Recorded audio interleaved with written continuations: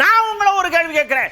மண்ணை காப்போம், மக்களை காப்போம், அதை காப்போம், எல்லாத்தையும் சொல்றீங்கல்ல, என்ன காத்தீங்கன்னு கரெக்டா எடுத்து காட்டுங்கன்னு கேட்டாரா நம்ம அண்ணன் சீமா அண்ணன்.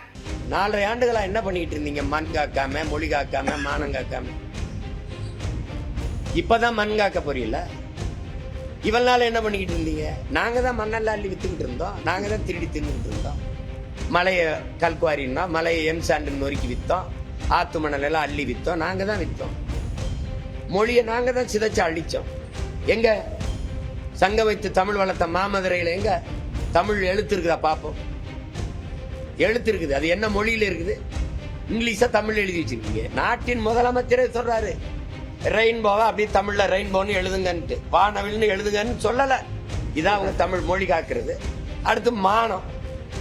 எங்களுக்கு மானம்னு ஒண்ணு வச்சிருக்கீல்ல, இருக்கா?